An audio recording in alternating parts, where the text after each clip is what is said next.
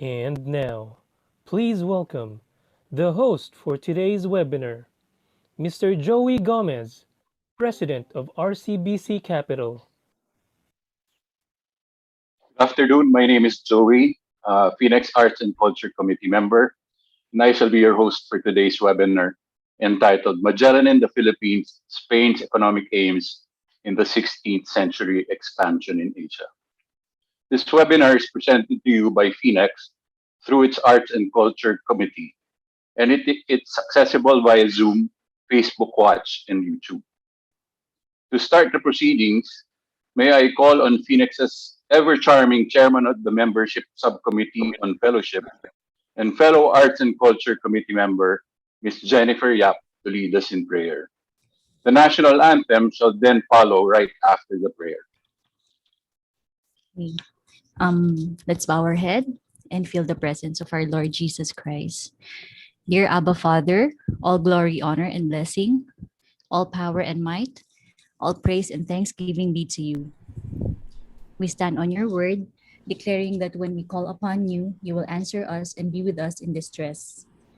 You are our Jehovah Rapha, who heals and protects. Shield us from the scourge of COVID-19 and all manner of disease and affliction. We pray for our health workers who tirelessly perform their duties at great risk to themselves. We pray for all of us, co-workers in the business community,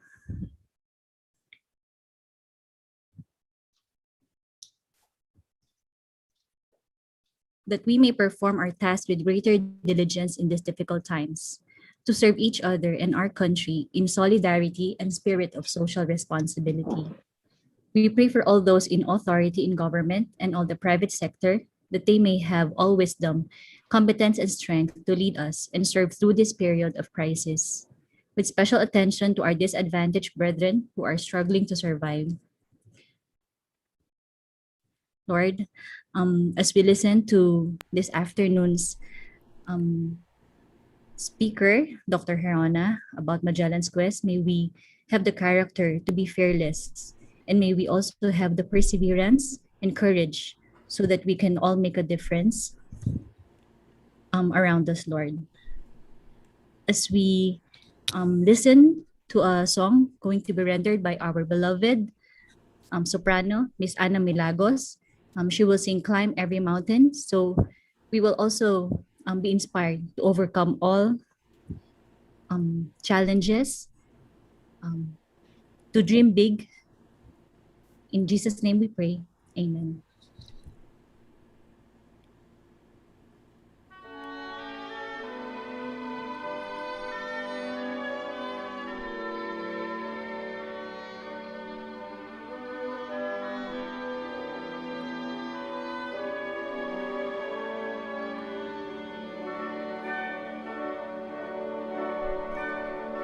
Climb every mountain,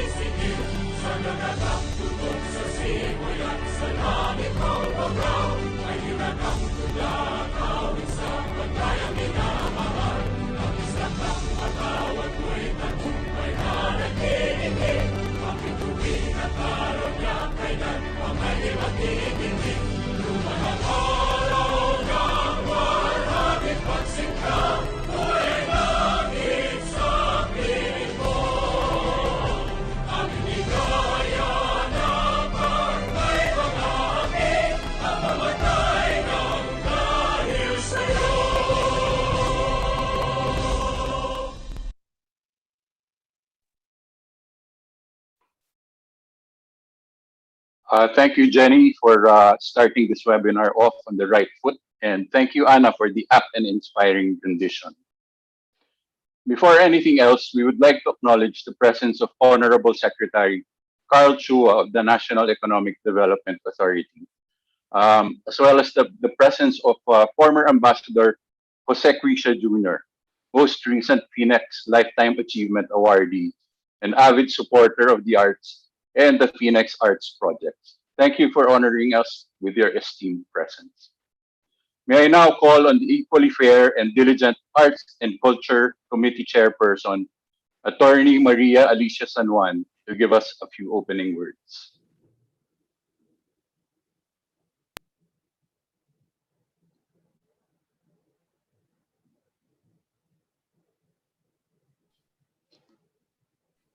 Dear fellow FINEX members, Honorable Secretary Carl Chua, former Ambassador Jose Quisha, and other special guests, good afternoon to everyone.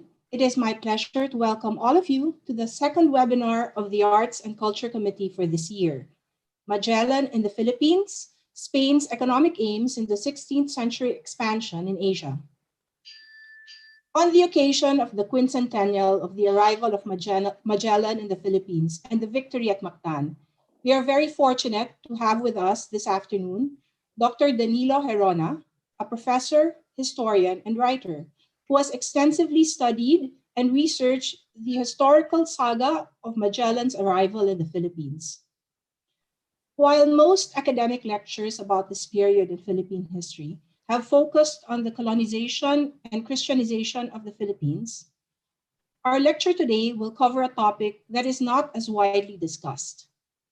Drawing from his research of primary documents kept in major European archives in Spain, Portugal, and Italy, Dr. Herana's talk today will examine the context of Magellan's arrival in the Philippines from the perspective of the economic objectives underlying the exploration and expansion efforts of Spain in Asia in the 16th century. This promises to be a very interesting talk, so we hope you will all enjoy it. Thank you very much for joining us this afternoon, and we look forward to your active participation in this webinar. Good afternoon.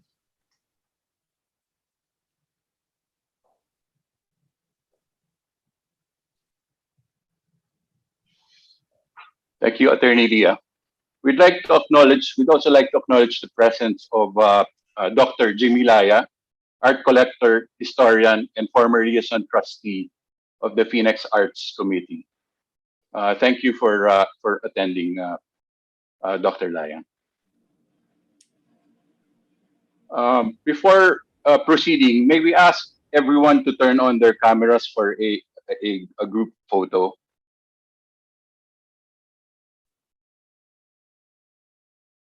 Okay, good afternoon. This is Alex of FINEX Secretariat. I will take everybody's picture. Okay, please open your cameras. Okay, ready? 1, 2, 3. Okay, that's great. One more time, please. Keep your cameras open.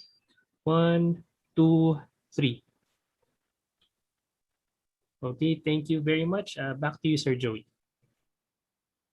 Okay. Just to remind you, the Zoom participants can actually use their chat button to submit questions, even while the speaker is talking. Time permitting, we will try to go through as many questions as possible during the Q&A portion. At this point, may I call on the indefatigable Arts and Culture Liaison Director, Mr. Domingo, to introduce our distinguished speaker. Colleagues in FINEX, friends, ladies and gentlemen, good afternoon.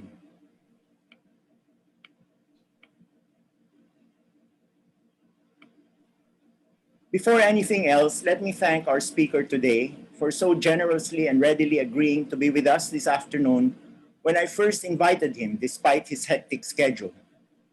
Analysts tell us that historical context is an important part of life, for without it, memories, stories, and characters have less meaning. In analyzing historical events, context can help us understand what motivates people to behave as they did.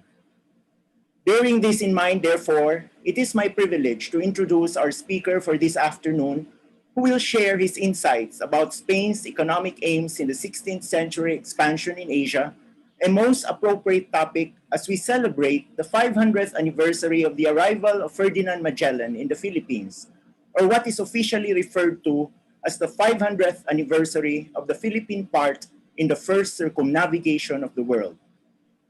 Our speaker is currently the director of the Partido Studies Center and the newly created Magellan Elcano Studies Center at the Partido State University located in Camarines Sur.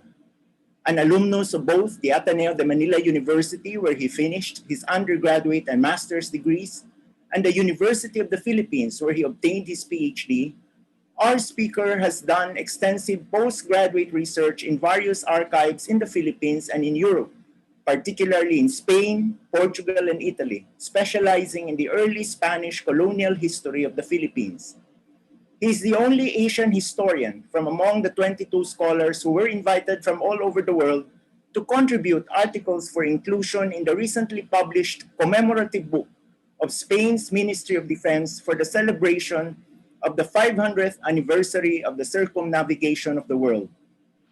Aside from having delivered lectures in prestigious gatherings of scholars, such as in the Universidad de Sevilla in Spain and the Sociedade de Geografia de Lisboa in Portugal, he has likewise made presentations at a number of webinars organized by various academic and cultural institutions, both in the Philippines and abroad, on various topics regarding the early Spanish colonial period in the country.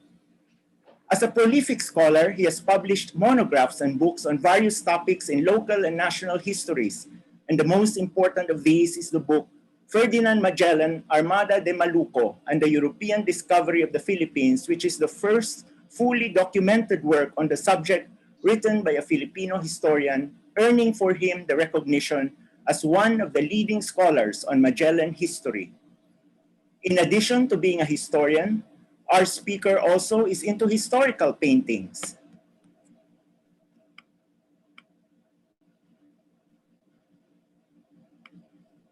And in fact has kindly allowed us to use one of his paintings, The Battle of Mactan, which you now see on your screens for our FINEX flyer that announced this webinar. It is therefore my honor and privilege this afternoon, ladies and gentlemen, to now turn over the floor to our distinguished speaker, Dr. Danilo Madrid Herona. Dr. Herona, you have the floor. Thank you. Thank you very much, Mr. Domingo Go, Chairman of the FINEX, and to the Chairman of the Arts and Culture Committee, Attorney San Juan, to our distinguished guest today, the NEDA Secretary, Carl Chua, to Dr. Jaime Laya, and to former Ambassador Joey Quisha, and all the others who are attending this webinar today.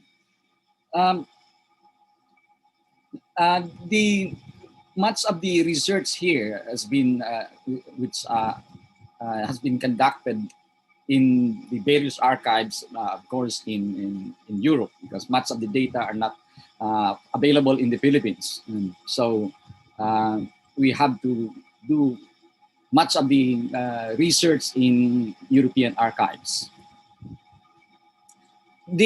Much of the bulk of the lecture here is, of course, derived from the book. This book I wrote, published in 2015, on the biography and, of course, the journey about Ferdinand Magellan. The data from where I obtained these are from this archive. For example, the Biblioteca Nacional de España, the Archivo Franciscano Ibero-Oriental, that's the early missions in the Philippines, the Biblioteca Nacional, the Archivo del Museo Oriental de Padres Agostinos de Valladolid.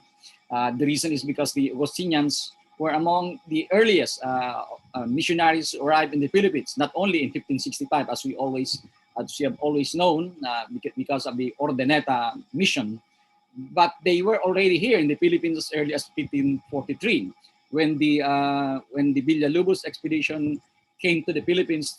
He was accompanied by 4 or 5 Augustinians who were about to commence the evangelization of the Philippines. We also did a lot of work in the Torre do Tombo, in the archives of Torre do Tombo in Portugal. The reason is because of the fact that Magellan was Portuguese, and some of those who survived the Magellan expedition were captured in the Moluccas, which was then under the control of the Portuguese. And much of the data that we have today remain to be very, very limited as compared to the potential materials we could find from the Torre do Tombo.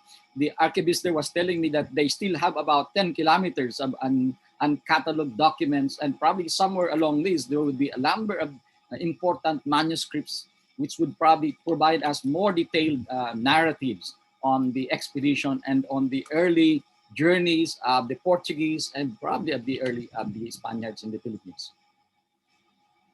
The Archivo Histórico Nacional, as I mentioned, in the Museo Naval.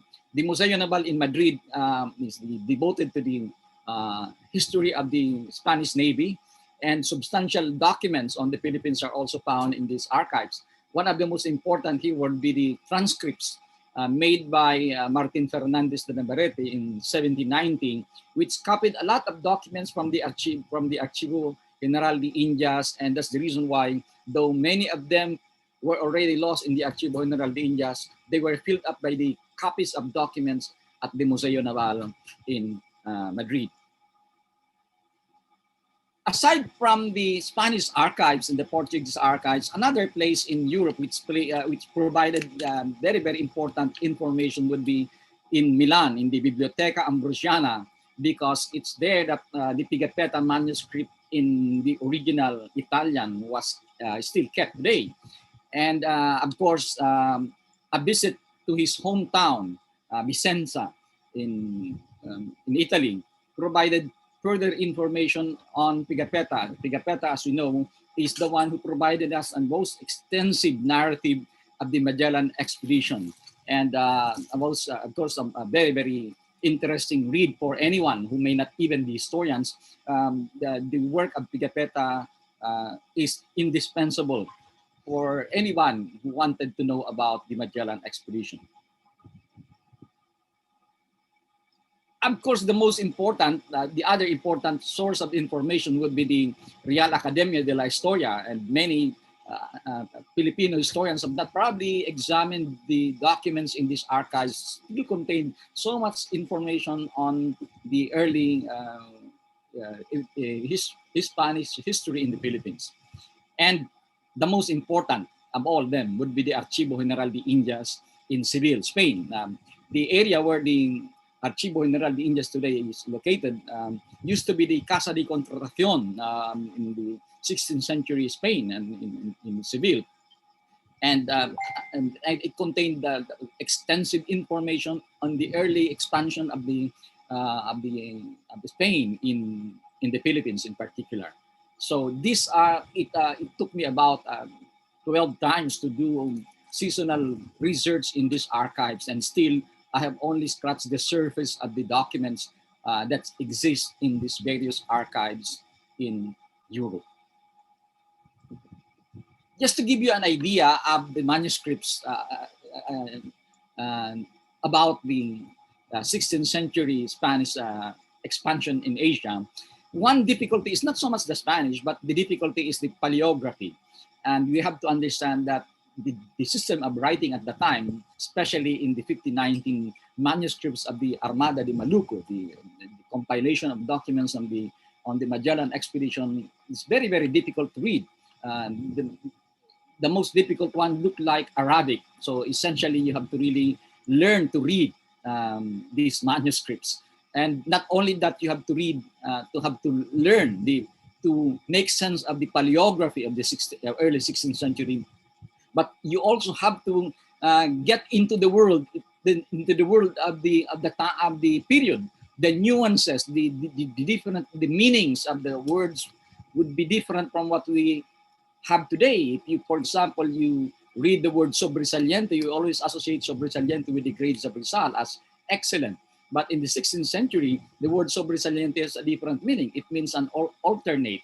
So one who fills up the position of one who dies in the expedition. So it's a different, it's a whole different world for a historian. And that's probably the reason why very few dared to embark on this particular episode of our history to do research, because of the difficulties in making sense of the documents and the difficulty of going through the archival records. This is, by the way, the Rotero of Francisco Albo.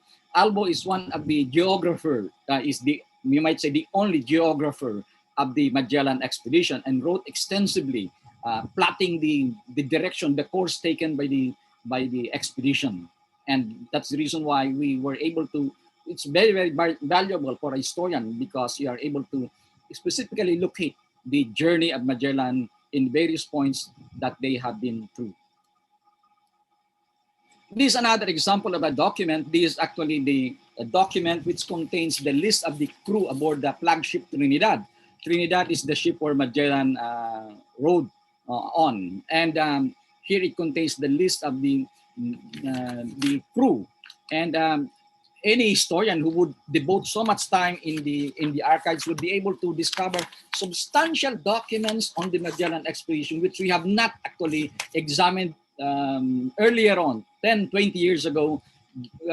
Barely historians have actually went into these archival documents. And today we know the cargo of the Magellan expedition, the food that they carried, the wine, how many gallons of wine that they have, how much salary they offer to the crew, the family background of the crew.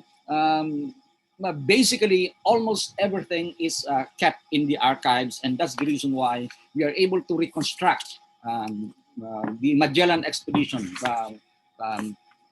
at present, compared with what we have, sketchy information from our textbook histories we read 10, 20 years ago. This is, of course, a map of the time. So, and here are some of the images of Magellan. There are different portraits of Magellan, but I think the closest one would be the one at the center, because this was painted about 20 years after, or 20 or 30 years after Magellan died. And in Europe at the time, somebody made such kind of painting. Although we virtually do not know exactly how he really looked like, because as I said, the only one we have was his painting, and there are very, very little materials kept even in the supposed house of Ferdinand Magellan in Sabrosa in Portugal.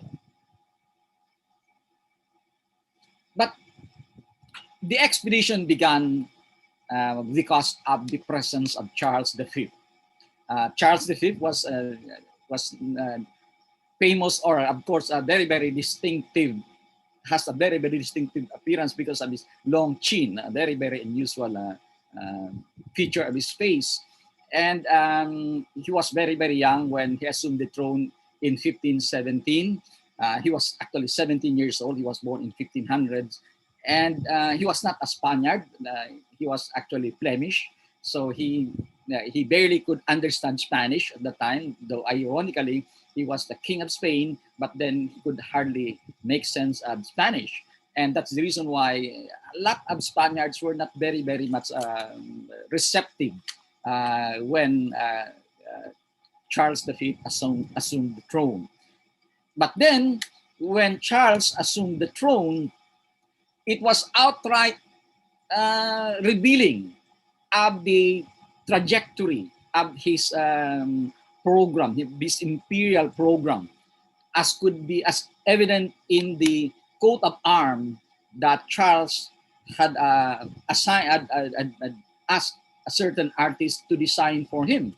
It carries the title of Plus Ultra, a Latin words which means more beyond, greater beyond, and it refers to the pillars of Hercules, and with just a certain kind of a ribbon there, and the pillars of Hercules, which suggests that Charles would be continuing the expansionist program of his predecessors.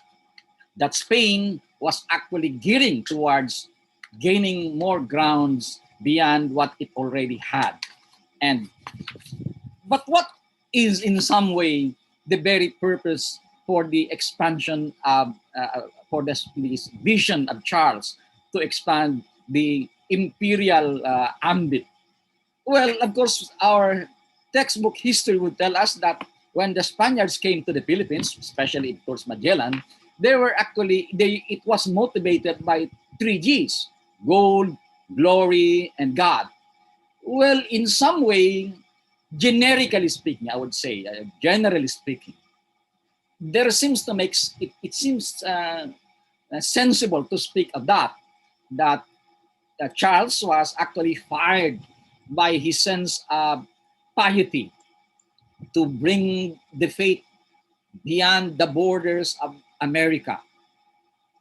And this is precisely a more complicated, of course, philosophy was actually espoused by Charles. This was a philosophy proposed to him by his minister, Mercurino Gattinara.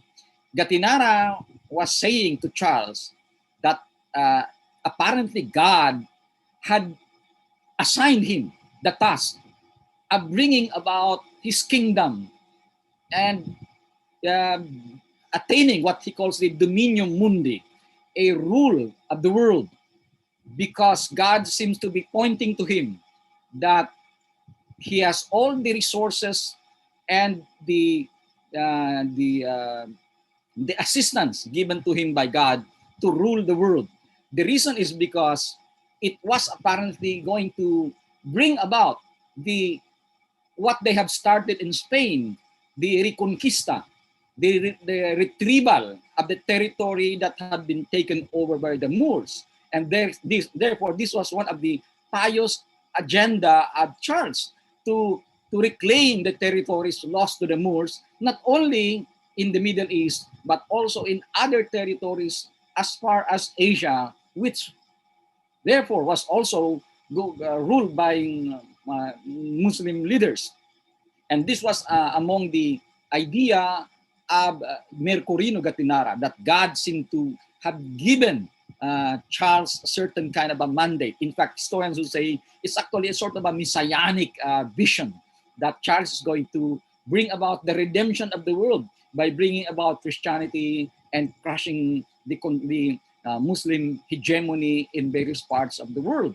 So, but then it says that it can only be accomplished with certain employment, when justice has to prevail around the world, that Charles has to govern in the spirit of justice. Not only that he is mandated by God to reclaim the world for Christianity, but it has to be governed in the spirit of justice. This is what we historians would generally refer to as the universal Pacific monarchy that God seemed to have assigned to Charles.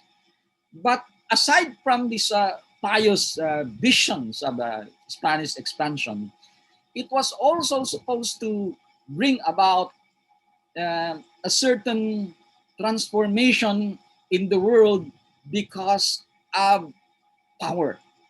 That Charles has to reclaim the territory that has been assigned to him by the papal bull of 1493, the Inter Cetera bull. So these were, of course, the two most famous narratives that we have about the motives, the programs of Spanish expansion, what underlies the program of expansion of the Spanish monarchy in the 16th century. So it's more about religious and of course political.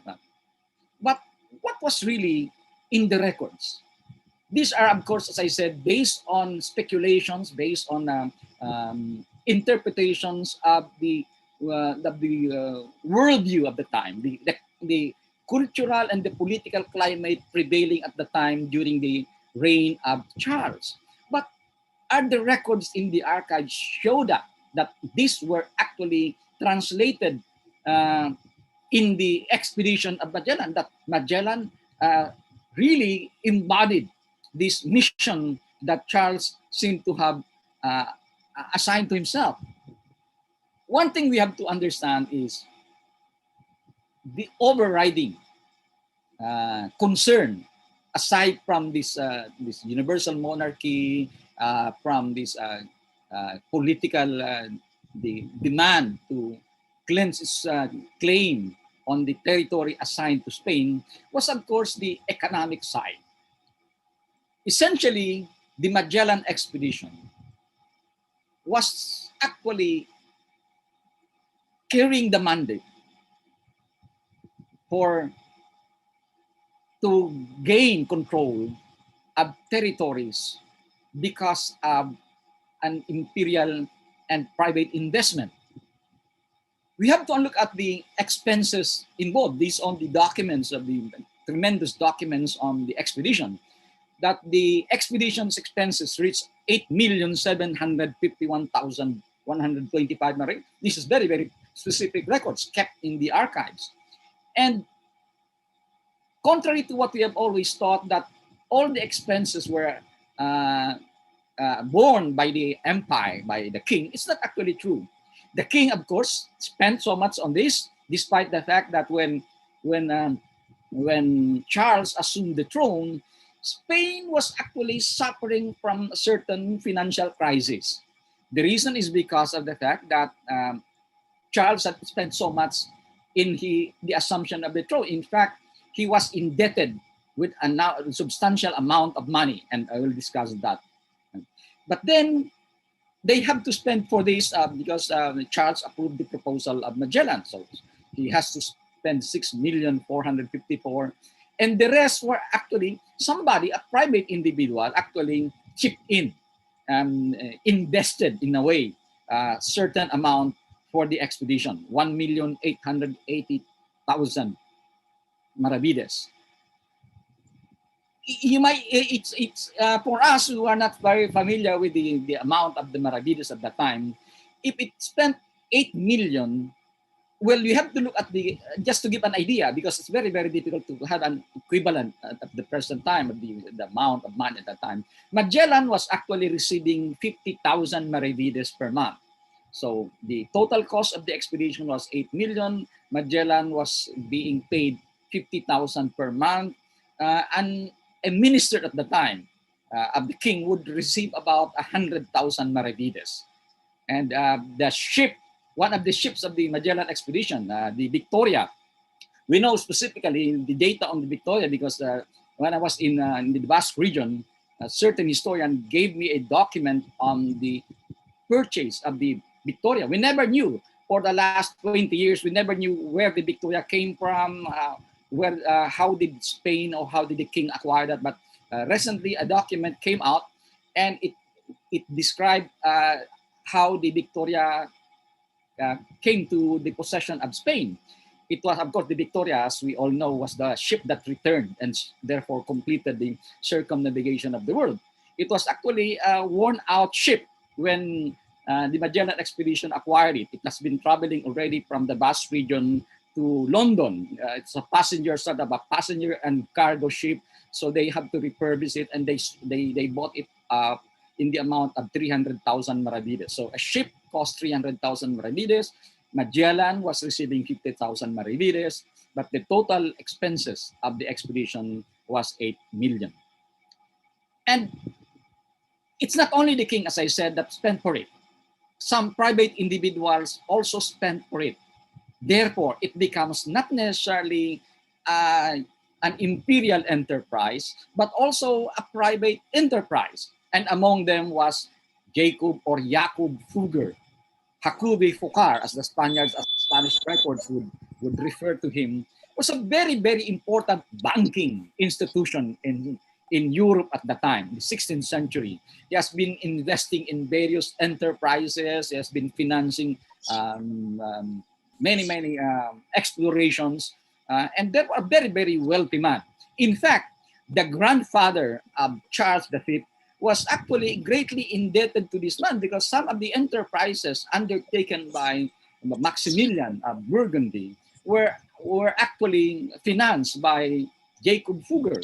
Imagine a private individual was actually financing an enterprise of a powerful king. So that's that we always ordinarily hear about at the time. We always thought that is the king that's very, very, but here, Jacobi Fugger was among them. And he was also responsible for bringing into the throne Charles V, and therefore Charles V owed substantial amount of money to Jacob Fugger or Jacob Fugger. And that's the reason why, although the documents in the Archibald Indias did not mention specifically how much money was invested by Jacob Fugger, still we know that historians and 16th century records would show that Charles brought him in to the enterprise because of the debt his grandfather had and his own debt to him. And therefore, what would he get out of it? Investments and therefore revenue once they discovered territories. And that territory was, of course, we're referring to the Spice Islands. Here is another investor, Cristobal de Haro. Cristobal de Haro had been investing in the various expeditions also and in commercial enterprises, especially in Portugal. But like Magellan, and probably the reason why Magellan eventually shifted his allegiance from Portugal to Spain was probably because of Cristobal de Haro, probably in some way affected by him, because Cristobal de Haro also fell out of the grace of the Portuguese king, as Magellan did. That's the reason why Magellan, though a Portuguese and a subject of the Portuguese king in the Royal Navy of Portugal, eventually Magellan had to leave Portugal. Of course, the more gossipy account is that the reason why Magellan left is because King Manuel of Portugal refused to pay Magellan at his sort of compensation for the shattered leg he had in the Battle of Morocco. So Magellan was actually limping, apparently for life. When he came to the Philippines, he does not have the appearance of a soldier. He was a typical soldier. He was limping because of his shattered leg, which he incurred in the battle in Morocco, and which, of course, the king would refuse to compensate him. So these are the circumstances that brought about these investments in the Magellan expedition. There were also, you might say, go-between. For example, Juan de Aranda, the factor or the business head of the Casa de Contratación, or the trading house at the time. The Casa de Contratación is sort of a stock market today. And he actually negotiated the contract between Magellan and King Charles. And therefore, here is a document from the archives which suggests that Aranda was seeking for certain kind of a portion of the compensation that Magellan would get out of the contract that he had succeeded to enter in with King Charles. So, but then other documents in the archives would suggest that later on the king found out of this, that Juan de Aranda, aside from working as the business head of the trading house in Seville, was also engaging in some kind of an illegal trading with Magellan, or sort of a negotiation. And for that reason, the king eventually punished him because of what he found out that it should not be the case, because he was supposed to be the head of a trading house. Just to show you that in the long run, the Magellan expedition was a commercial enterprise. The main objectives, as I said, was political and economic. And here it says here, the islands, which they call the Moluccas, and just to The islands, just to give you an idea that one of the objectives of the Magellan expedition was to reclaim the territory that should belong to Spain. The reason is because of the fact that Portugal was already in Malacca, and the fear is that eventually the eastern side would be eventually occupied by the Portuguese. So Spain, who had a claim on this anti-meridian, on the other side of the world, because the world has been divided into two, and they know the division, the other side is located in Europe, it's somewhere in the Cape Verde Islands, but the other side of that division, they could not locate. So there was a speculation that in as much as Portugal had already occupied Malacca and claimed it for their own control, the other side of that, certain lands must be in existence at that time, and they believed that the territory should belong to Spain. Apparently, the reason is because Magellan, who was serving in the Portuguese Navy, had been stationed in Malacca in as early as 1510. And there were, in fact, rumors based on certain 16th century chroniclers that Magellan had traveled to the east, reached the Moluccas, and in fact even reached as far as the Philippines as early as 1512. So the point is that Magellan, though serving under the Portuguese, already knows of a certain territory which probably lie beyond the sphere of influence of the Portuguese, and therefore it is his secret that he kept, which he could use as a leverage to sell his ideas if ever he would fall out of the grace of the Portuguese king and would transfer his allegiance to the Spanish king. And this is an important state secret. And Magellan apparently made use of that. So there is the idea of a land beyond the Malacca, which is controlled of the Portuguese, but probably the Moluccas belongs to the Spaniards. And this is what Magellan seemed to be offering. And here, this is a document which is not actually very much employed or probably ignored by historians, that Magellan, before he left for his expedition, already knew where he was going to, contrary to the speculations that some Filipinos had that the expedition was directed to the Philippines. That's not actually what is true. The expedition was directed to the Moluccas. That's very, very clear. It's not accidental that they landed in Moluccas, but it was precisely what Magellan had presented to the king, that the expedition was going to the Moluccas because the Moluccas, Magellan believed, or the Spice Island, belonged to Spain. And so he wrote the king few days before the departure of the expedition. He said, okay, this is the land that we are going to. I'm going to tell you these things because if ever I die, you know that this is actually what is true. And therefore, if ever Portugal reclaim it, I could attest to that, even in this particular document, that the territory belonged to Spain.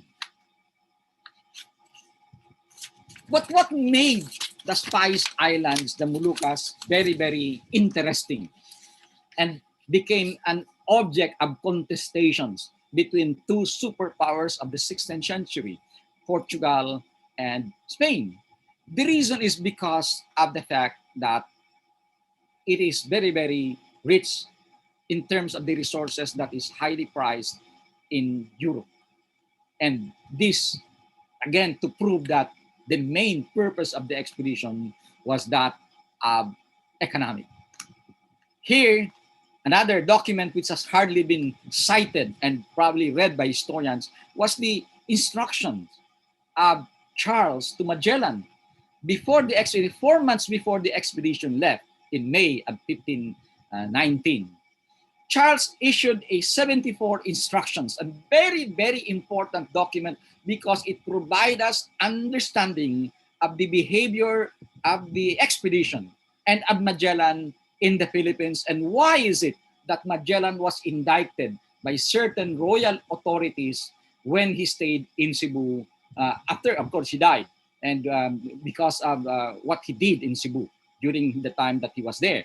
And it's very, very clear that the expedition sent by Charles was primordially economic in purpose. In the 74 instructions, almost all of them talk about commercial enterprise, products that they can find in the territories that they were supposed to go to of course, to the Spice Islands. And it says here of the spices that he would be getting them. So, and aside from the spices, it also tells them of finding minerals, pearls, diamonds, rubies, gold. These were the 74 instructions all revolve around the commercial concerns of the expedition. There was nowhere, surprisingly, despite the fact that we have associated the coming of Magellan with Christianization, nowhere in the 74 instructions of Charles was there any mention of the conversion of the natives. Not even a single provision was contained in that instruction of Charles. So where was the destination of the expedition? It was to the Moluccas. As I said very, very clearly, Magellan had written a memorial before the expedition departed at Sanlúcar de Barrameda in Spain that they were going to the Moluccas. And it was very, very specific that there are 5 islands. Magellan must know how many islands there were because, again, not known so much in the Magellan historiography that aside from the compensation that Magellan was receiving of 50,000 maravedis monthly, he was also to receive other than this, the gift of 2 islands. So if ever he discovered 6 islands, beyond those, 2 of them would belong to Magellan. He would perpetually keep the island for himself, and he would carry the title of an adelantado, of a gobernador general, an admiral of the ocean seas, and so on and so forth. So basically, there was a certain kind of an economic, very, very economic concern of the expedition. But what made spices so important? And you might probably say the ingredients of empire. Why is it that eventually it became the battleground, that the Spice Islands became the battleground between Spain and Portugal? And why is it that they have to risk an expedition, a very, very expensive expedition, and the lives of 235 or so men? The reason is because of the fact that the spices was a very, very important feature of the life of the 16th century Europeans.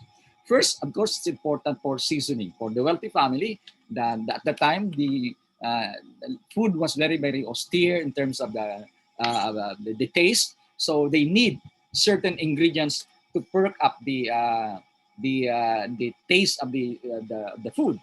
Aside from the seasoning, it's very important for medicine. As early as the medieval age, Asia had been the destination of many, many people, especially during the bubonic plague, as we are suffering today, our pandemic. They have been going to Asia that therefore jack up the price of the spices because of the demand for medicine. In fact, as late as the 17th century in the Philippines, people were still very, very interested in the Philippines because of the presence of cinnamon in Mindanao. In fact, a 1567 document says that the king of Spain at the time, Philip, was so excited because the returning crew of the Legazpi expedition brought with him substantial amount of cinnamon, which is not only used for seasoning, but also as a healing material. It has that they believe has a prophylaxis effect on those who were sick at the time. Okay? So aside from that, it also has a ritual value. As we said during the bubonic plague, they always burn certain herbs, certain spices, of course, including the use of incense, which are also found in Asia. And because they thought that the smell of these things could bring about healing. So they were associated now with certain kind of a ritual benefit. In fact, the very idea of the word perfume, perfumare, is actually rooted from the tradition of burning. Fumare is to smoke. So you burn something, you inhale it, that generates certain very appealing smell, and that's why we have perfume, derived mainly from the use of spices. Magic also. There were places in Southeast Asia that they believe were actually possessed with magical powers. They said that in Asia, pepper was there's a large tree of pepper in Asia where they were guarded by very huge snakes, because the snakes apparently believe that this plant possess magical power and they have to be guarded by such kind of creature. But other than this, there is another dimension on the importance of spices presently apparently examined by some scholars, that spices actually serve as the basis of an empire. The reason is because it does not only make the food taste better. Some historians would say it's ridiculous. You spend so much money, risk the lives of so much people just to make your food taste better. They said there must be something more important than taste in terms of the use of spices. And what is that? It's preservative. And you have to remember that by the 16th century, there is the need to preserve food because the ocean had already expanded immensely in terms of its spatial accessibility to men. And therefore, men tend to travel far. And in traveling far, you need to preserve your meat. And the only way to preserve meat, because there was, of course, refrigeration at the time, was the use of spices. Therefore, he who controls spices could preserve meat, and if they could preserve meat, they could travel far, and if they could travel far, they would discover more lands, and if they discover more lands, they would discover more resources. That's how spices built empire. And that's probably the reason why the two superpowers at the time were so eager to control spices in Asia.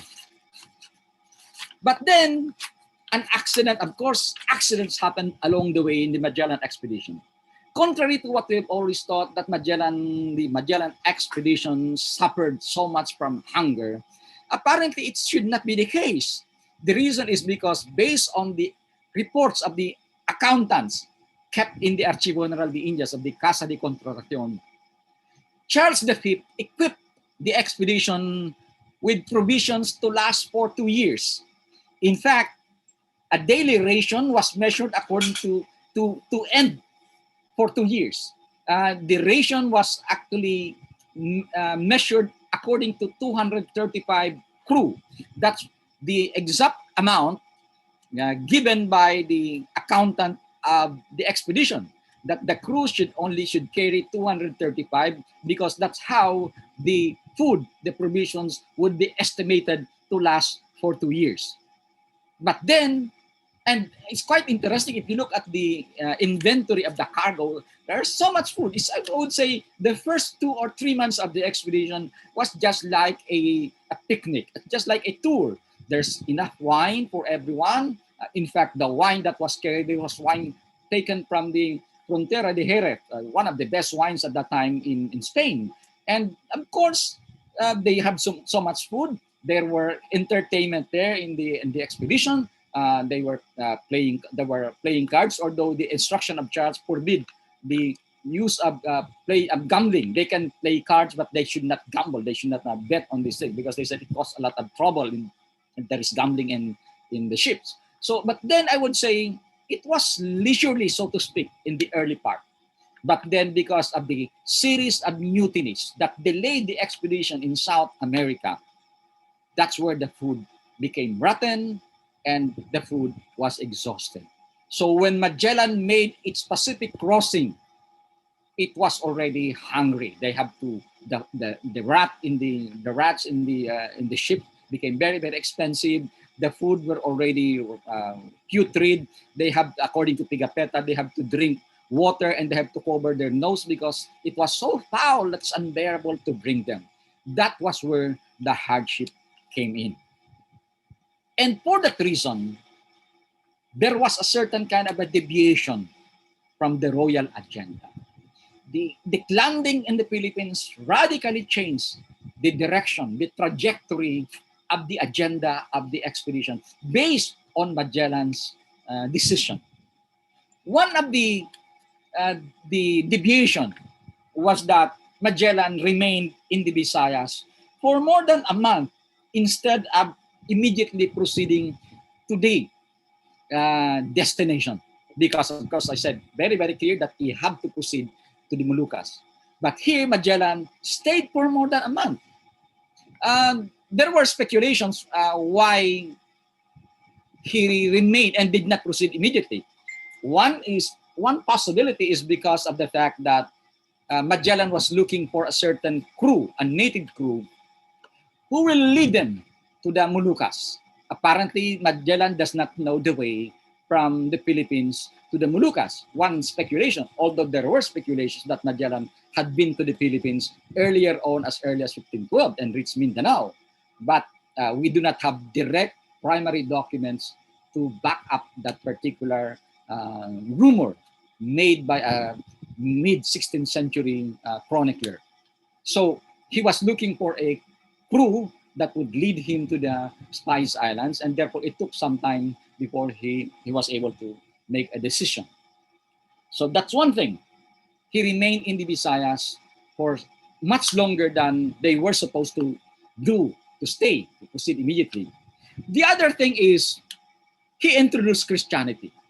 There's nothing wrong. Of course, I would probably say it was out of the sense of piety of Magellan that Christianity was introduced to the Philippines. Because nowhere can you find in the 74 instrucciones of Charles that ever mentioned of bringing about Christianity to the Philippines or to wherever territory he would arrive in.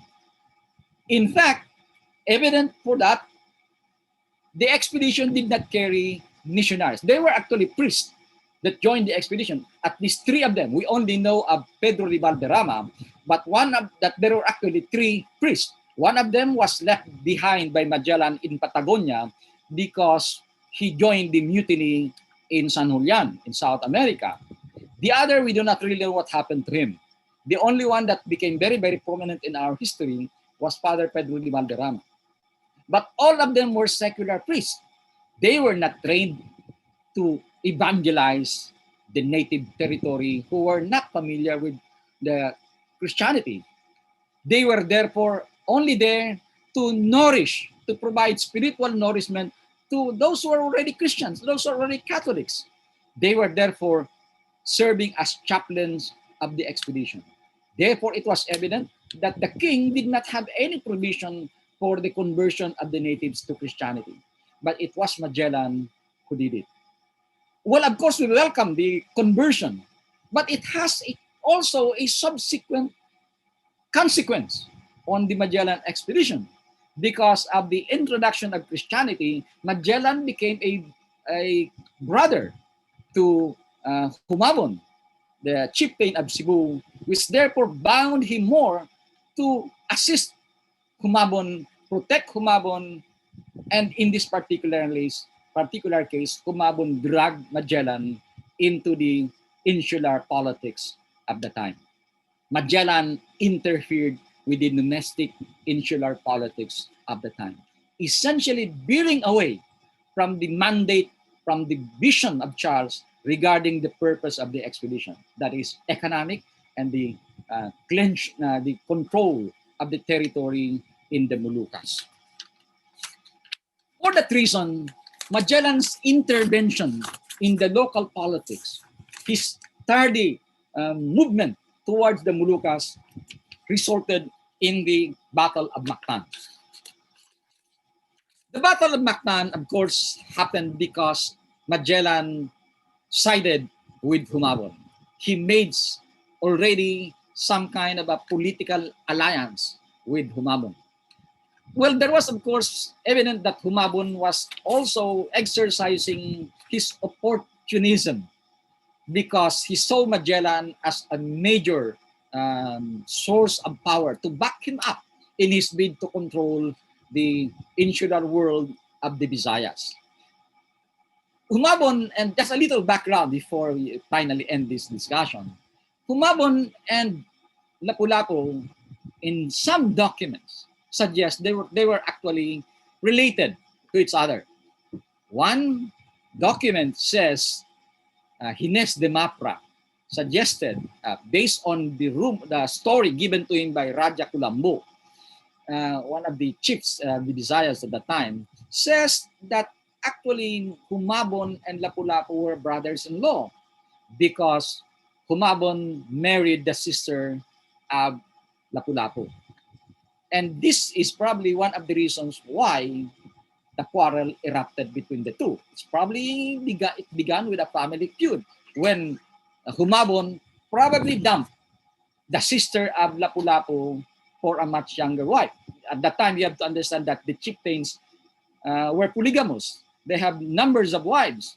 And it is evident from the fact that although Lapu-Lapu or Humabon must have been around late 40s or early 50s or even early 60s, the wife that he presented during the baptism, which was christened as Juana, was a much, much younger wife, probably in his early 20s. And so there's a possibility that this was the wife taken by Humabon, and he dumped the other wives, and probably even prior to that, baptism, the wife of the sister of Lapu-Lapu. The other reason for the quarrel between the two was because of economics. We have to understand that Humabon earned his wealth not because he was a warrior that controlled a lot of territories, but because he was a merchant. He was a manager. And Cebu, we have to understand, by starting about the 14th century, or 14th and early 15th century, was already beginning to be the center of trade in the Visayas, based on archaeological data. And we know that, of course, when Magellan came, it was already a major trading port, not only of insular vessels, but also of vessels coming from maritime Southeast Asia. And for that reason, they were paying taxes to Humabon. And that's precisely where Humabon must have actually taken his wealth. Not so much from plundering, unlike Lapu-Lapu, who was notorious for being a pirate, and as the document said, the Spanish document is described as pirata. But Humabon was actually more of a merchant, more of a manager. He was earning wealth from the taxes being paid, port taxes being paid to him by these international vessels docking in the port of Cebu. In fact, when Magellan arrived there, they already saw a lot of Thais and Chinese vessels docked in Cebu. In fact, Humabon had actually an interpreter and probably also at the same time serving as a kind of business administrator who deals with these traders and to pay their taxes to him. So essentially, Cebu earned its wealth because of trade. And it is said, chroniclers would say that one of the reasons why they were at war with each other was because Lapu-Lapu, whose seat of powers in Mactan, was actually intercepting the vessels going into that strait of Cebu. And therefore, they were actually demanding taxes. Lapu-Lapu would demand taxes from them. And so when they dock in Cebu, they would no longer they would complain to Humabon that they have already paid taxes to Lapu-Lapu. And these were probably the reasons why they were at war with each other. And so when Magellan established friendship with Humabon and Humabon was baptized, it already gave Magellan a certain kind of an implicit obligation to support Humabon in whatever enterprise he had. And one of the suggestions, one of the issues raised by Humabon was that he had an enemy, and Magellan apparently wanted to show off the power of the Spanish steel, decided eventually to settle score with Lapu-Lapu. But it's not as easy as that. That's not the kind of textbook history we know. In fact, Magellan sent an emissary, and that was the standard practice in the 16th century Spain, contrary to what we have always known in Philippine history, that Magellan, because Lapu-Lapu taunted him to fight with Humabon, Humabon taunted him to fight with Lapu-Lapu, immediately went to the village of Mactan and attacked Lapu-Lapu. That's not actually true. The truth is they were already carrying very, very specific rules of engagement in that particular period. You have to remember that Magellan is one of the first beneficiaries of diplomacy because of what they learned in South America. That if you use coercion, if they use violence, it would also beget violence. And the first experiment, so to speak, of that diplomacy came with the Magellan expedition, as evident by the fact that it contains substantial amount of the divas. As the Spaniard, as the 16th century Spaniards would say, the divas quebradas a las piedras, meaning to say, gifts break away rocks. And therefore, instead of using violence, they have to make use of gifts. And precisely for that reason, they were actually exhausting. Magellan tried to exhaust the use of diplomacy, informing Lapu-Lapu of what they call in the 16th century political diplomacy as requerimiento. That a requerimiento is they appeal to the senses, to the reasons of as potential target of their invasion, that they have to give up, that they have to accept the fate, or else they would be attacked. And Lapu-Lapu for several times, at first, by the way, contrary again to what we have known in Philippine history, Lapu-Lapu actually accepted Magellan's proposal. He said, okay, I'm going to accept your authority, I'm going to accept Charles, but then there is one thing that Lapu-Lapu could not accept, that he would kiss the hand of Raja Humabo. And Lapu-Lapu said, no, I cannot do that. I cannot kiss the hand and accept as a way of a manifestation of my submission, the kiss the hand of a man whom I have been ruling for a long time. Apparently, Lapu-Lapu must have exercised certain power, and this time Lapu-Lapu, Humabon was defiant of that power of Lapu-Lapu after a while. And so the battle erupted. And battle, of course, was not actually a big battle. It was, though the number of men of Lapu-Lapu was superior because there were about 1,000 to 2,000 men, and Magellan only brought with him about less than 60 men. Apparently, he picked up the people. There are certain reasons why. The inventory of the cargo showed that there were only very, very small number of armors that they carried. About that particular number, 54 or 64 persons, 60 persons could wear the armor. Other than that, they didn't have. And the other reason is probably because Magellan picked up the small number because he does not trust the other Spaniards because of the series of mutinies he experienced along the way. Probably Magellan thought that if it's not the native that will kill me, it's probably the Spaniards who would kill me in this in guise of a skirmishing with the natives. So he probably picked up the small number. And as we know later on, the casualty was actually small. Magellan had about 8, including himself, who died, and the natives incurred about 15 or so casualties. So it was a small battle. But then it ended. The consequence of the Battle of Mactan had a tremendous impact on the expedition. And one of that definitely is because it ended, definitively ended the possibilities of realizing the objectives of the expedition.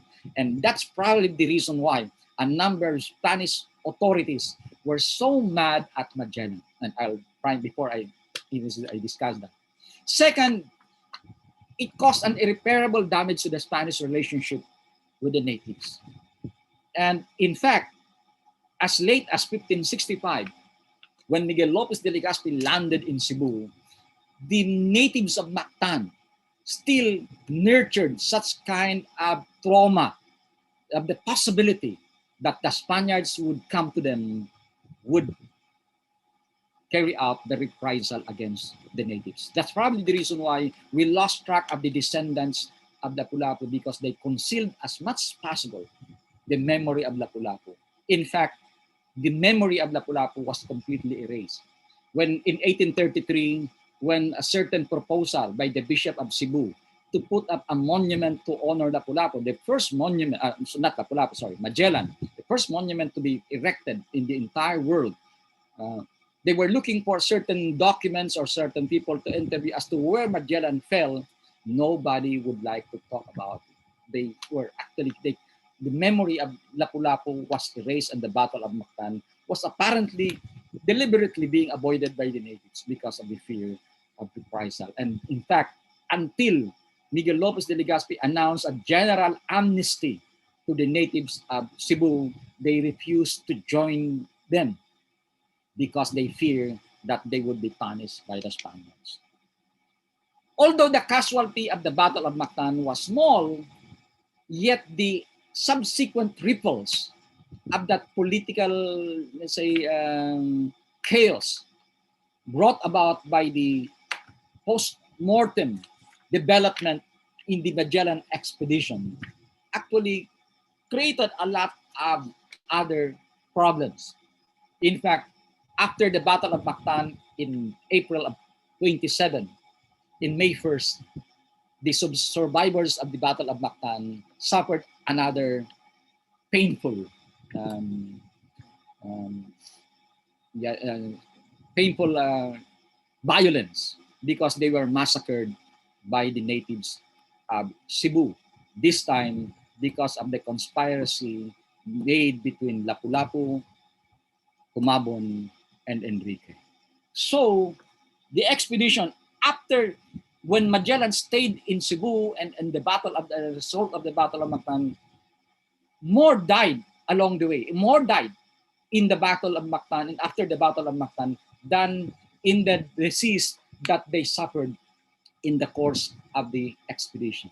So it took the lives about 1/3 of the crew which reached the Visayas, which of course about 40 or 40 plus.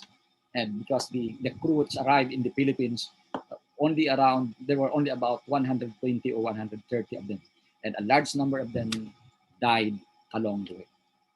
And to cap this up, two royal authorities, Pietro Martir, one of the advisors of Charles, wrote a very, very condemnatory letter regarding what happened to Magellan. He said, oh, Magellan, in a way, violated many of the instructions of the king.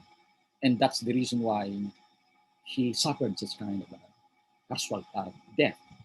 And the worst of all came from Hernan Cortes, the conquistador of the Aztecs.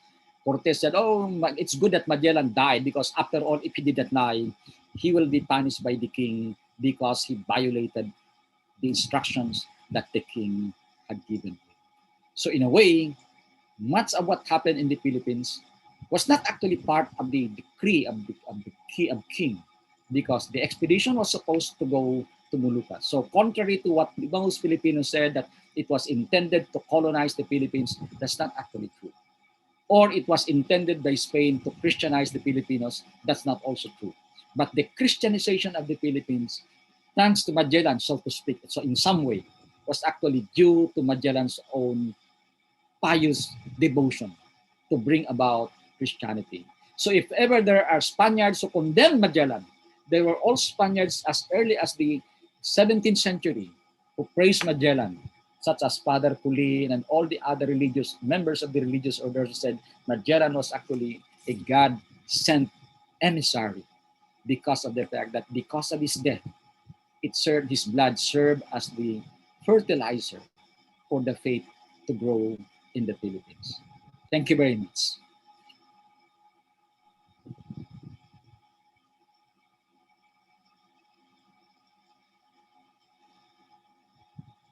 Thank you, Dr. Irona.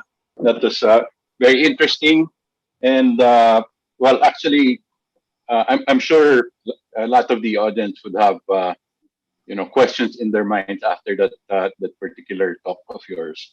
So let me begin the Q&A by asking you how you yourself would characterize Magellan.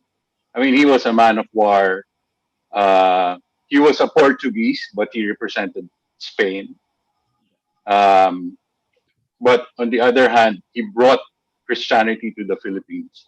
As a whole, is he a person that is to be despised, or what's your opinion?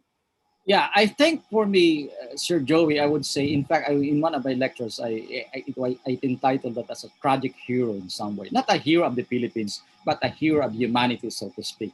Uh, the Magellan is a typical sailor.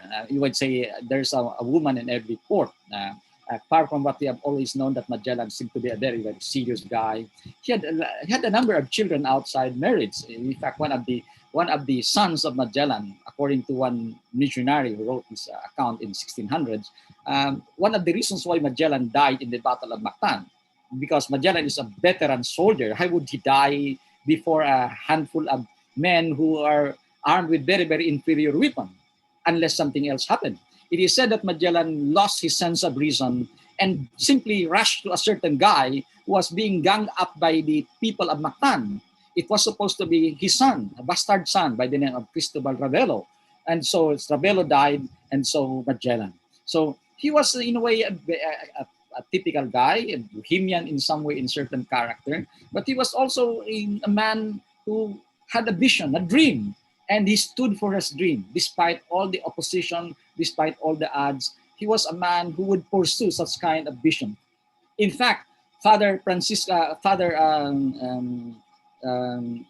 the father of human rights, Bartolome de las Casas, among those who was among those who approved of the proposal of Magellan, wrote a very, very cryptic description of Magellan. And this guy is very, very small, and he does not actually count so much in his appearance, and yet he seems to be carrying something great. And apparently that seems to have been embodied in the in the character of Magellan, that he is a man who would not say no for a challenge. He would face it and would realize it and would carry it out. The other thing that we know about Magellan, he's a very, very pious guy. When I was looking at his last will and testament, because at that time all sailors who would be embarking in an uncharted in a journey to an uncharted territory would have to write their last will and testament. And in the last will and testament of Magellan, a large portion of this money, he said that if I die, the money that accrues to me should be given to these different chapels in Portugal and in Spain. So I would say it was out of this religious zeal that Magellan, in a way, defied the orders of Charles and voluntarily initiated the evangelization of the Philippines. So in a way, Magellan has certain heroism in himself. He dared to defy the odds of times. He conquered what is actually an impossible dream at the time, to go beyond the Americas, in which nobody even knew whether there were actually lands beyond that. So I think in that particular respect, we have something to admire Magellan for. Thank you very much, Sir Joe. Yeah, well, in the process, he lost his opportunity to own two islands in the Philippines. That's right. Yeah. How many people were left of his crew? Well, actually, there were only 18 who returned to civil in September of 1522. But there were actually a number, probably 50 or something, that were captured in the Moluccas by the Portuguese. They were detained in the Moluccas, and some of them were only released after 5 years. That's why we get to know of some eyewitness accounts based on those who were captured by the Portuguese. So they came out much later than the work of Antonio Pikapeta, because they were imprisoned, and some of them stayed. They did not publish the accounts. For example, Gines de Mapra, who only published his eyewitness account 20 years after, because he spent 5 years in imprisonment. So the real guys who returned successfully and received the wreath of the glory of the circumnavigation were only 18. And they given honor by King Charles upon their return in 1522. And well, I have it. I've read somewhere that at the time of the Battle of Mactan, Lapu-Lapu was actually 60 years old already, kind of old. Yeah. And yeah, and unlike what we read in history books, he wasn't all that fit Yeah, at actually, the time of the. yeah, I was the first one who brought that up, because I read the manuscript of Gaspar Correa, a Portuguese chronicler, And definitely, I relied on his report, because the Portuguese, though they were not part of the, of course, it was not financed by the Portuguese crown.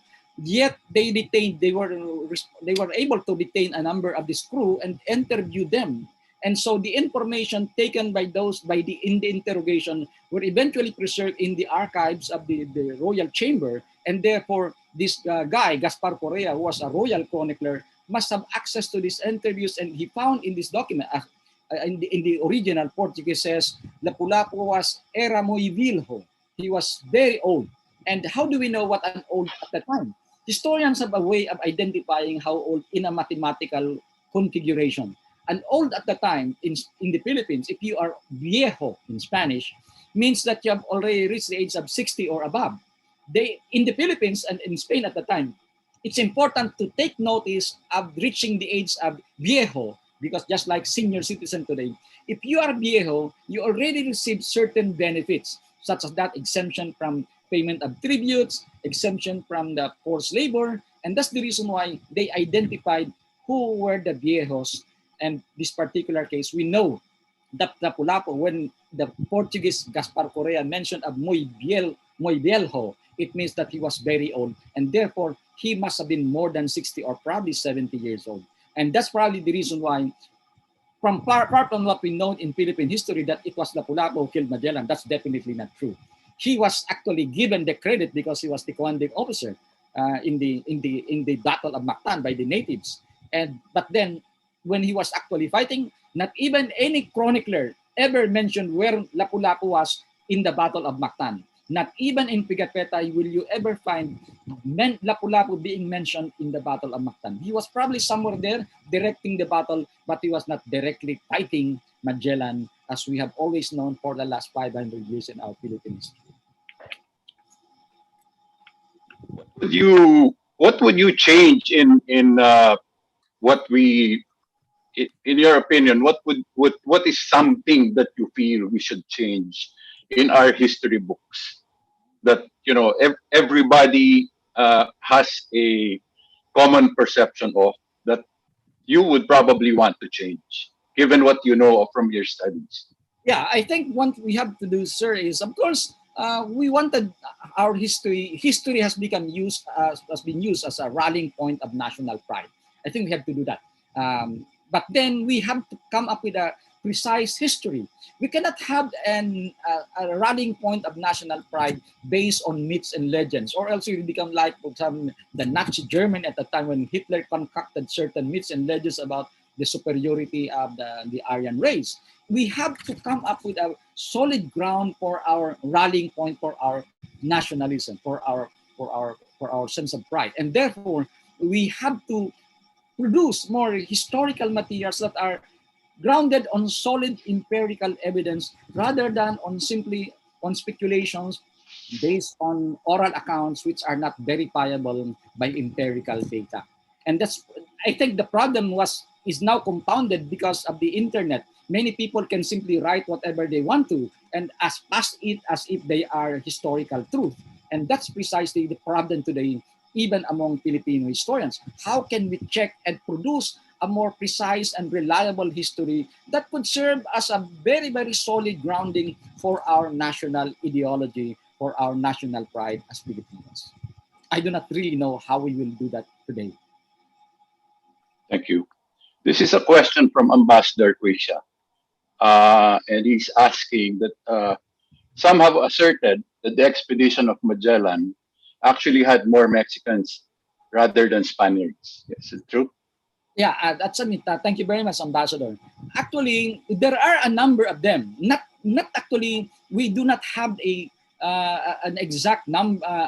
You would say we do not have a native Mexicans, so to speak. But there were actually Spaniards who were stationed in Mexico at the time before the expedition left off. But they probably returned to Spain at the time. They embarked in Spain, but not in Mexico.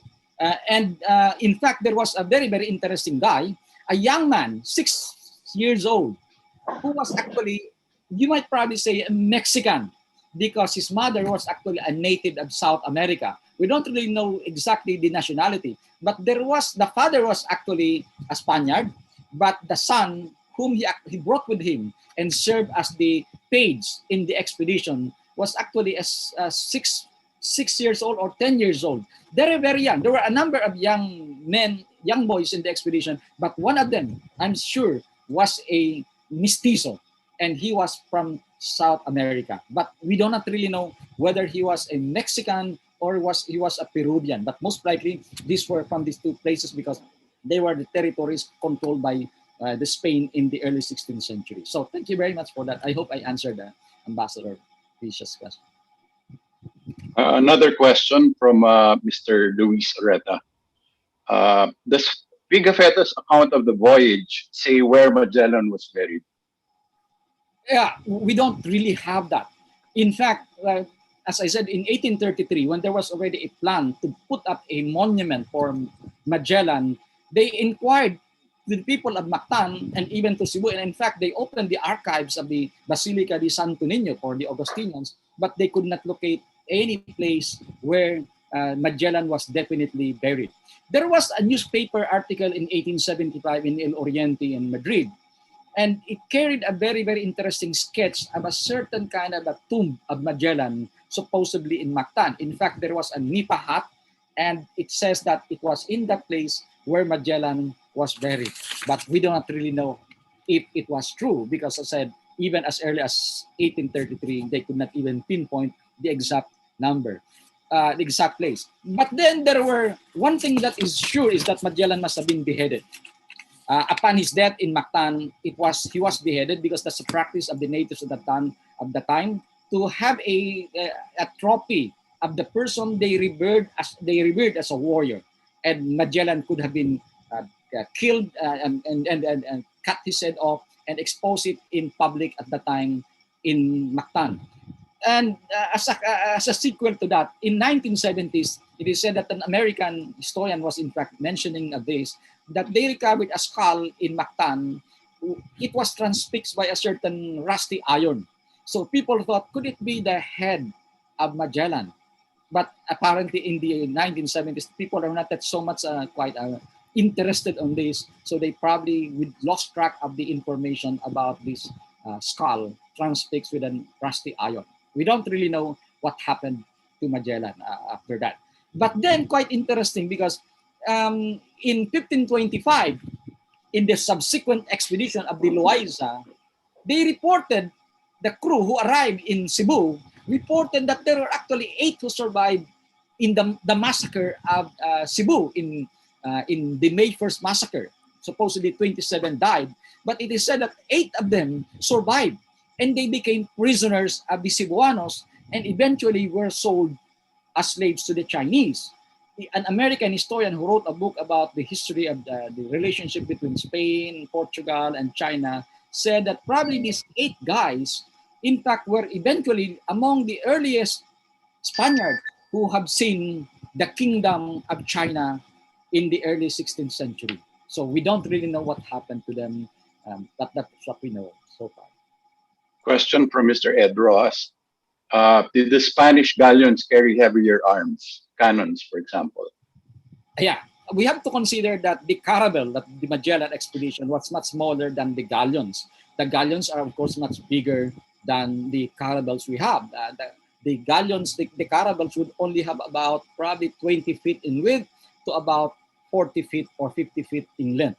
But the galleons would have 150 feet in length to about 50 feet in width. So these are already bigger ships. And definitely they must be well armed because of the fear of piracy along the seas, not only on the Atlantic Ocean, not only in the Pacific, such as in the American continent, because a number of pirates and renowned pirates in history had been stationed there, trying to intercept these galleons coming from the Philippines. But then there were also pirates intercepting them in the Philippines as they arrived in the Philippines. Among them would be the Muslims. Aside from the Muslims, would be the Dutch and the British. And that's the reason why they have to be well armed for this particular preparation for this particular event. In fact, they also these galleons in the Philippines, for example, the galleons that interest the pirates in the Philippines were those that were coming not from the Philippines, but those coming from Acapulco. The reason is because they were loaded with precious metals, gold and silver, because you have to remember that the Philippines was subsidized. The situado of Mexico were being brought to the Philippines because of the the Philippines is a fiscal nightmare for Spain at the time. It was supported by the income from the gold mines, the silver mines of Potosi. And that's the reason why they have to be well protected by cannons as they travel along the seas. Okay, another question from Dr. Laya. I'll read it word for word. Mr. Speaker, you mentioned that there was a massacre led by a group consisting of Humabon, Lapu-Lapu, and Enrique. Why would Humabon and Lapu-Lapu all of a sudden be together against Magellan's crew? I read somewhere that Enrique was treated badly after Magellan died and therefore intrigued against the Spaniards. That makes sense, but I don't understand why the two chiefs would become allies after their old enmity. That's a very good question, Mr. Sir Jaime Laya. Actually, after the Battle of Mactan, Lapu-Lapu reclaimed his prestige as a powerful ruler. And because of that, Lapu-Lapu gave Humabon a last chance. According to Gaspar Correa, Lapu-Lapu told Humabon, if you are going to join me in this enterprise of killing the survivors of the Battle of Mactan, then we will become friends again. Not only that we will become friends again, and this is where the passage that reveals to us that Lapu-Lapu was old. Lapu-Lapu said to Humabon, if you join me in this enterprise, not only that we will be friends again, and apparently he would pardon Humabon, but he would also give Humabon his wealth, because he says, because I am, after all, I am very old already. And not only that he would become friends, he would give him his wealth, but he would also give his daughter again as a bride of Humabon. So Humabon would have two relatives of Lapu-Lapu, the sister of Lapu-Lapu, and this time the daughter of Lapu-Lapu, simply because they wanted to get rid of the Spaniards. And that's the reason why the two eventually merged once again. Of course, it was mediated in my own analysis by Enrique, because of the fact that Enrique was antagonized by Duarte Barbosa, the successor of Magellan, who called him Pharaoh or called him dog. And for that reason, the three joined together and decided to strike against the Spaniards through that feast in May 1st, 1521 in Cebu. And that probably explains the question to Sir Laya. Thank you. Another question from Mr. Severino. Did the expedition succeed in reaching the Moluccas and bringing home spices? I think this might have been answered. And another follow-up question is, how come not much mention of any of his slave, Enrique, widely thought to be a Filipino? He spoke the language of the Visayans and was an interpreter. Eventually, he sided with Humabon against the exhibition survivors. This is a follow-up question from Mr. Severino. Yeah, actually, sir, I have already debunked that myth of Enrique as a Filipino in several of my lectures, because many Filipino historians apparently took its cue from the passage of Pikapeta's account. It says that, and they understood him. The natives apparently said, according to Pikapeta, they understood the language of Enrique. But that's a one-sided interpretation. What did they understand? Does that mean that Enrique was speaking in Visayan and the Visayans understood it? Or was he speaking in Malays and some of the natives there actually understood Malay? And it was also revealed by Pikapeta that some of the chieftains at the time could really understand Malay language, because of the reason that we have to understand that apart from what we have always identified the chieftains at that time as they earned wealth and power because they were fighters, they were warriors. Apparently, that's no longer true in the 16th century. Many of these chieftains became very, very wealthy because they were enterprisers. Many of them apparently were receiving, just like Humabon, taxes from foreign vessels, and therefore they have to communicate with foreign merchants. And some of them were in fact investing outside the Philippines. They in fact were engaged in trade in the Malacca. For example, Tommy Perez, a Portuguese chronicler in 1515, wrote that there was a community in Malacca in 1515. In a way, substantial community, because one of them was in fact assigned as a sabandare, which are actually a sort of a market supervisor at the time. And they said he named this group of people in Malacca. They were called Luzones or Luzoes. Apparently, they were from Luzon or even from Visayas. Meaning to say that the chieftains at that time were familiar with foreign language, Malay language. And in fact, I in fact interpreted a certain words uttered by the interpreter of Humabon, the Muslim interpreter, Kata Raya Chita. And nobody probably could understand what was that. It's actually not a Filipino word. It's actually a Malay words. Kata Raya Chita, which apparently saying, "Sir, be careful. I'm trembling of fear because of the Spaniards who are going to plunder us." So the words, these are the only three words that we get from the Pikapeta account, which revealed to us that Humabon and the interpreter, the Muslim interpreter of Humabon, were actually speaking not Visayan, but they were actually speaking a Malay words. So definitely Enrique was not a Filipino. In fact, even the last will and testament of Magellan categorically mentioned it, that Enrique was a native of Malacca. He captured it in war. He was 19 years old when he captured it. Not a Filipino, not a Cebuano, but definitely a Malaccan. And that is a historical evidence, not from what the tradition we have as a tradition in the Philippines. From Ed Sanchez, Dr. Hirona, you mentioned that Father de los Casas admired Magellan. Given that Father Bartolome condemned the encomienda system, which was imposed by Spain in South America, are you speculating that if Magellan had lived and been awarded the governorship of the Philippines, we would never have been subjected to the encomiendita, repartimiento, and tragin? That's I think it's an interesting controversial question here. We have to understand the fact that the repartimiento is part of the imperial, you might say, policy in all of the Spanish Empire.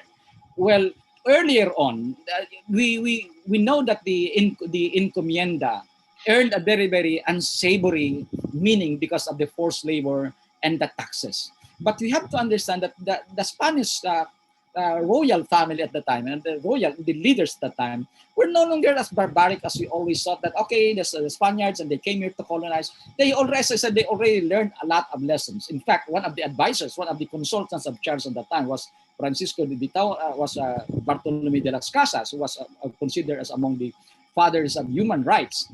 And that's the reason why in some way Bartolome de las Casas forbid the use of natives in terms of the labor. That's the reason why the Spaniards in South America imported blacks, imported Africans. That's the reason why eventually blacks invaded America, because of the prohibition of Bartolome de las Casas to make use of the Indians, because you have no rights to make use of another human being to as a workforce. And therefore they thought that if they are blacks, they do look like, they said, okay, probably they are not categorized as human beings, so we can make use of them as slaves. But in the Philippines, would it be possible that it would not be implemented? Definitely, even if Magellan survived, the encomienda system would be implemented. The reason is this. It has been a long institution in Spain, going back to the medieval age. And there is also a justification on the part of the Spaniards why they would have to make use of forced labor. In the Philippines, for example, they argued that the Philippines is a fiscal nightmare. But the Spaniards remained to stay here for their own good. They bring Christianity, they maintain Christianity, they bring about European civilization. So in a way, who would benefit from these things? They said, we are not the one who beneficiaries. We are not the ones who would benefit from them. You natives. But in as much as the Philippines is a fiscal nightmare, then you have also to share in that particular development by giving up your work for free for 45 days. And that is the very reason for forced labor. Only that the forced labor, meaning to say therefore, the forced labor is just like the Bayanihan system, that the result of your labor trickle down to the benefit of the people themselves. So you build roads, you build houses, you build roads, you build bridges, and the benefit, of course, it's actually developmental. But the kind of forced labor that we know today, which has become very, very evil in our perspective, is the forced labor that came out after 1609. What is so insignificant about 1609? The 1609 implementation of forced labor came because of the war between the Dutch and the Spaniards. Therefore, labor this time was no longer used for developmental aspects, but they were used for war. So Filipinos were conscripted to go to a certain town, to go to a certain province, to build ships, to build galleons, to build warships, and also to serve as warriors and to serve as guards or bantais. And that is where the harrowing experience of forced labor of the Filipinos came forth. Earlier on, the forced labor that Spain implemented was justifiable on that ground that the Philippines was a fiscal nightmare, and therefore the Filipinos had to share through their labor in this developmental agenda of Spain for the Philippines. And that, I think, would continue even if Magellan lived. Thank you. Tony Boyong Shop was asking, did the expedition make money? Pardon, sir? Joey? Did the expedition make money? Well, of course, they brought with them cloves when they returned to Spain. In fact, some historians speculate that the cloves that they brought with them was enough to compensate for the expenses of the expedition because of the mounting prices of cloves of the time in Europe. So in a way, it was not actually a losing venture. But in the end, it was more of the after effect of that expedition that the benefit of Spain came. First, of course, the circumnavigation of the world catapulted Spain to tremendous heights of glory at the time in Europe, in the world. And I think it's more of the non-material aspect that Spain benefited so much from the Magellan expedition. Okay. Just as an aside, there was a question about sourcing your book. Where can people who are interested to buy your book source your book? They can probably email us, or they can probably send their in our Facebook page, Danny Herona, and they can have access to my assistant, and they probably communicate with them. Okay, our secretariat can probably help in that respect. In any case. Okay. Okay, I think that's we've covered most of the questions in our chat list. So and we've actually exceeded our time limit by a few minutes. So at this point, maybe I can call on our President Francis Lim to give his closing remarks. Thank you very much, Dr. Hirona, for most interesting talk. Thank you very much, sir. Thank you, Joey. It was indeed a very informative afternoon. I myself have clarified some of the historical questions that I had in mind, because it's been a while since I took up Philippine history. Anyway, this year we are commemorating the 500th anniversary of certain significant historical event in the Philippines. First, the introduction of Christianity in the Philippines. Second, the Philippine part of the Magellan Elcano circumnavigation of the globe. And third, the victory at Mactan. As you may have noticed, there was a lot of interest, shown no less than by questions from our two former central bank governors, Jimmy Laya and Joey Quishan. And we are really fortunate, Dr. Herona, for having you with us today. because you not only gave us corrected some of the what historical facts, but you ably answered the questions during the open forum. I hope that when we do invite you again, no, to share your knowledge of Philippine history, because I think it's one thing that we badly need now as a people, our history, to give us a perspective, on that, not to address our future. That you will again give us your time. Thank you again, Dr. Herona. Thank you to Joey, of course, who every moderate open forum. And congratulations to the Arts and Culture Committee led by Chair Lia San Juan and Liaison Director Domingo for another successful webinar. It's Friday, and please enjoy your stay safe, keep well. Maraming salamat at mabuhay ang FINEX. Thank you, Thank Joey. you. Thank Thank you, you, President everybody. Francis. Thank you.